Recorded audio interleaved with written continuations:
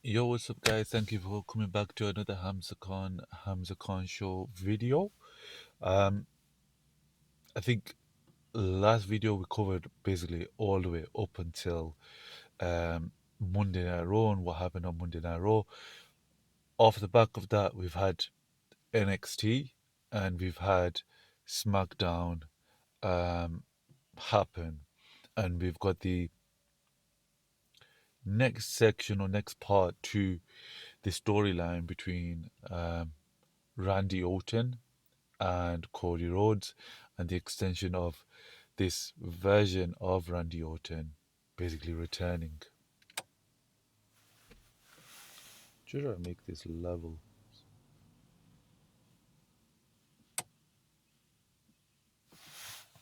There we go. But this version of Ona and Randy returning, and the Viper kind of, or that version of Randy Orton who listens to the voices, who listens to um, the things in his head, who counsel him, who understand, and pushing him to do things that you wouldn't have expected from this version of Randy Orton that we've seen for the last 2 years, who is a person that is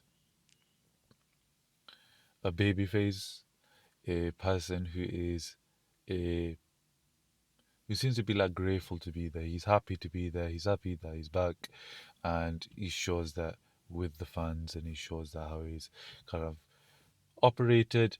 He's kind of wanted to keep those relationships that he's had. So those relationships with Kevin Owens, he pushed as much as he could to be there for Kevin Owens. Same thing with Cody Rhodes, constantly, and all the other people that he interacted with, and he was kind of speaking to. You never saw Randy turn to that dark side version, that dark version of himself. But that version's gone, and Randy Orton's excuse to that was Cody Rhodes said it was fine to be this version of Randy Orton. It was okay to be that old Randy Orton, that person who does whatever it takes to um,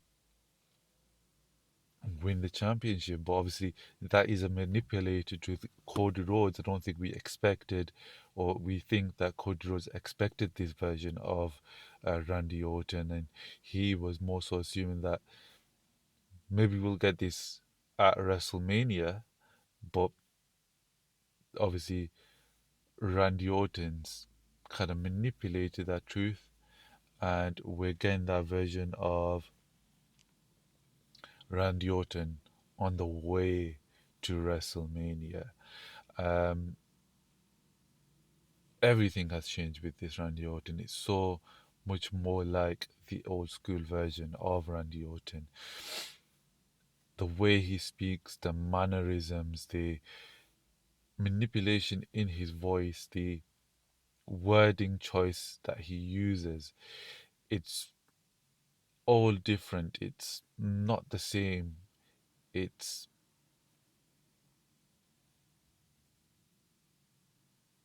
it seems to be very snake like, I would say. It doesn't give off the Randy Orton we've seen previously. He seems to be a lot more um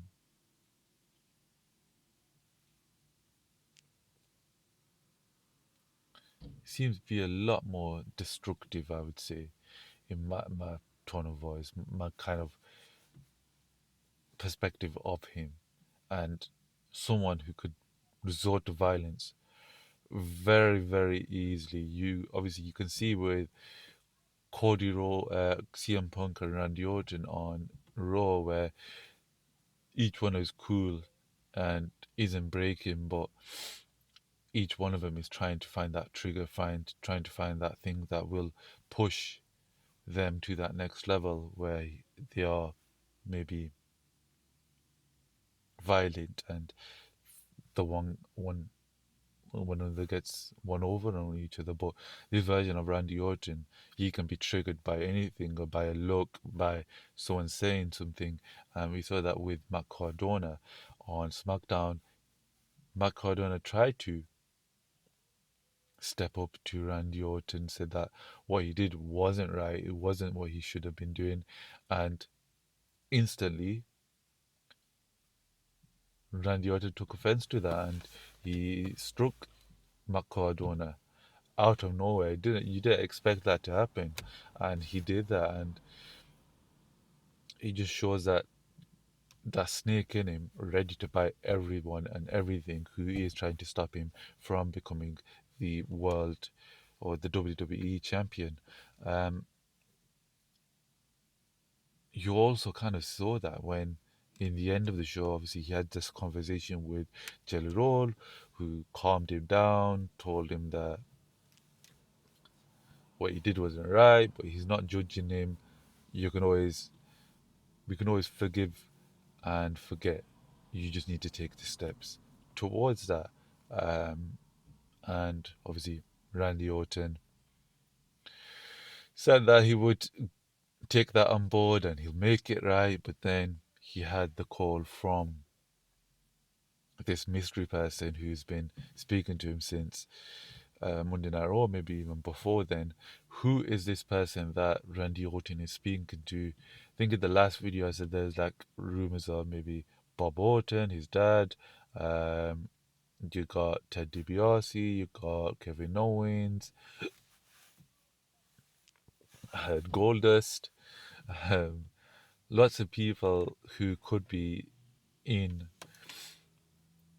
Randy Orton's ear. My guesstimate currently, obviously, we don't have anything to work around. Only the fact that Randy Orton said there's more than one royal family. My thought has gone to Ric Flair. I don't know if it's a long shot. I don't know if it is a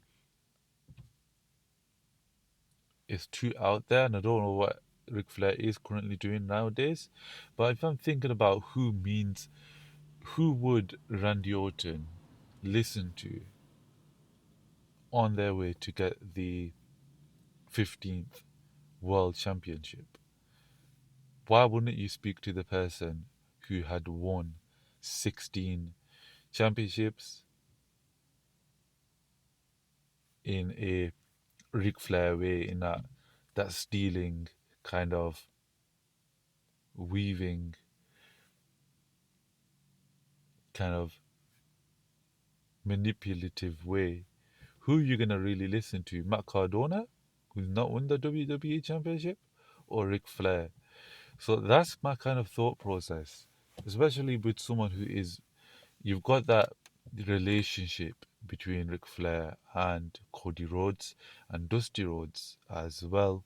You've got the deep relationship between um, Ric Flair and Randy Orton, and that's for me that seems to be the best choice for it. I don't know if Ric Flair can be that person that is as serious as it needs to be in this story, but that is my current thought. That's who I think it may be. But anyways, obviously he spoke to that person. He said that he's gonna make it right. He's told Jelly Roll one thing. He's told this person one thing. Comes out, and you can instantly see that violent nature. First, actually, something to point out: as he was walking to the ring, he was speaking to the people in the crowd. He was dapping people up. He was speaking to the children. He was interacting with them. Comparison to what he said in his initial promo, where he said that he didn't care about the fans. He wasn't happy about them. He was just kind of focused on this WWE championship. That's all he wants. And you kind of had a sense that maybe he has listened to Jelly Roll, but then the second he gets in the ring, it's so much more violent, it's so much more unpredictable. The way he's speaking, he calls Matt Cardona out. Matt Cardona comes out, he apologizes, but it's not a normal apology. it seemed as if he'd forced himself to apologize, which is not normal. It's not something you would, if you're really apologizing, it's like you kind of want to apologize, but he did it. It was like more of an aggressive way of saying I'm sorry to him, and then you felt it with when he threw the the mic down. It was not someone who had good intentions, and you saw that exactly what happened afterwards, where he attacked Matt Cardona, basically just brutalized him and maybe broke his hand as well. Um, very, very interesting, very hyped, and I really enjoyed watching this side of Randy Orton. And I can't wait to see what happens next week on SmackDown. Obviously, they've already kind of promoted that Cody Rhodes will be there at SmackDown. Jelly Roll is going to be there at SmackDown. It's going to be very, very interesting to see how that works out going forwards. I think the other major storyline on SmackDown was the continuation of the brawl between Drew McIntyre and um, Jacob Fatu. I feel like the commentary team did a bad job there. They did not give it the severity of the beginning of that show. Obviously, we saw what happened. We could see in the photo that, or in the video, that there's been a car crash and Drew McIntyre has just ripped the windscreen off a car and he's beaten the out of Jacob Fatu. I only got that because I was watching it at the pause, but the commentary team was just it felt like Joe Tess all the time, man. Sometimes it can be a bit. You can see the most hype moment ever, and he'll just be like, "Wow, yeah." I think he's obviously a good commentator, but still, man, be a bit hype, man. You just see the car crash and they're fighting. Anyways, I thought it was insane that what happened throughout the show. You kind of had the full whatever storylines in between it, but constantly you saw Jacob Fatu versus Drew McIntyre fighting each other, and then in the end, at the end of the show, you saw Drew McIntyre and Jacob Fatu both fall off that kind of scaffolding that was set up, and I don't know how the hell one of them survived, but I think at WrestleMania, at WrestleMania, we're gonna have to see some sort of street fight from these guys, because I think based on what we've seen, that is what we need to. In order to end this rivalry, it needs to be the most insane, craziest street fight ever. But I hope that somehow next week they're able to actually speak to each other, because obviously you've got the violence, you've got the destructiveness, and we understand why each other is angry. But I feel like we need a conversation to go even deeper than that, to push it towards it being more personal than it is. Obviously, it has become personal because of each one of them kind of ruining their chances with the WWE Championship, and obviously Jake Fatu being kind of involved in the in the Drew McIntyre Cody match, and everything with that just in place. So I think there does need to be some sort of confrontation between them, but I wouldn't be mad also if they continued with the destructiveness and they kept on fighting each other in the next SmackDown. Um, Obviously, with the side notes from SmackDown, you had um, the MFTs losing the tag team championships. Did not expect it, but uh, I'm kind of I'm low key done with this white six versus the MFTs, man. Like it gets hyped up, it gets to a certain level, and then they don't do nothing about it.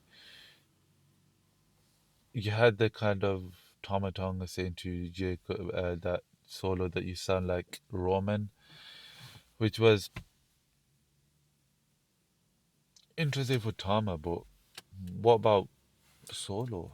It's kind of just diminishing him, and I feel like for a little while, neither neither groups kind of gaining anything between the Wyatts and the MFTs. There's nothing. We had speckled of it in 2025, but since then it's just been a bit of a same case, same scenario. You see a match, Whites get involved. You see a match, MFTs get involved, and so on and so forth. At some point, either we need a more kind of vision point for the story, or the story ends. We just have a big, massive five-man tag, and the story ends with that, with one being victor and one crumbling afterwards. Obviously, I would prefer it to be the MFTs, and then because of that catalyst, we can see the MFTs go for the tag team championships and win that back, and then also Tama Tonga winning the United States Championship. Obviously, you had that insane match between um, Carmella Hayes and Ilya Dragunov. You knew when those two are going to be in the ring, it's going to be an insane match, and it lived up to expectations. It was insane. So that's how I feel like that storyline should continue and finally end. It shouldn't go past WrestleMania. After WrestleMania, I want to see no Y6, no MFTs. Y6 need to move on. MFTs need to move on. Um, the last bit here, just something that I kind of saw and that I really enjoyed was the confrontation between um, Rhea Ripley and Jade Cargill. Of course, you had the ending of that where Meechin and PFAB sided with Jade Cargill, building some sort of faction and turning on Rhea. But I really enjoyed that kind of promo between Rhea and Jade Cargill. Rhea definitely carried in that promo, but it got me hyped up for that match. It got me interested in that match. Whereas I feel like we haven't had that interest previously, only like a little bit, but that interest was kind of elevated for myself in that promo. So I really enjoyed that, and I hope that next week we can see a little bit more from that. Um, but yeah, I think that covers everything about happened on SmackDown. You had NXT where craziness is going on in NXT. You got Ethan Page and Ricky Saints in this kind of friendship, enemyship. One's gonna betray the other eventually, but who's gonna betray who? Or are they actually gonna betray each other, and are they gonna go for the tag team championships? Who knows? Um, you had Tony D'Angelo getting involved. Um, you had the obviously you had the celebration of Booker T, which I really enjoyed that promotional piece that they put out, that video package. I really enjoyed that, and then obviously that Carter guy came out, and then the other guy from um, what is called, but the guy came out, and you saw it coming from a mile away. It wasn't anything new, but it was still a good show. I enjoyed it, especially the um, steel cage match was good as well. I liked that, and then also the Grande Americano versus um, Vanity Project, that was the best match of the show. That was so. Elgoni Maricano is carrying wrestling right now. He's one of my favorite wrestlers, I would say currently, in terms of just to watch and just to enjoy, especially with what happens on AAA as well. How how much love he gets there, and then you see the passion in that promo that he made at the end of the show, between him and Dominic Mysterio, and even before that, hyping up the crowd, and it just gives you that sense that maybe a Grande Americano never gets unmasked. Maybe this is El Grande Americano forever, and it just never gets changed. 10, 20 years down the line, maybe this is the character that we should see forever, or maybe he could be like a alter ego of the person under the mask, which I wouldn't mind either. But overall, enjoying wrestling right now. Obviously, we're looking towards Monday Night Raw, and we're hoping that, I don't know if Roman is on the show. He has to be on the show, even if he's not like promoted for it. Donny has to turn up for the show because he needs to hype it up, because he needs a comeback from last week. It didn't do it for me, and I need more from Roman Reigns in order to continue going forward. But that's what I'm looking forward towards going forwards. But anyways, thank you guys for watching. Leave a like if it was good. Leave a dislike if it was bad, and peace.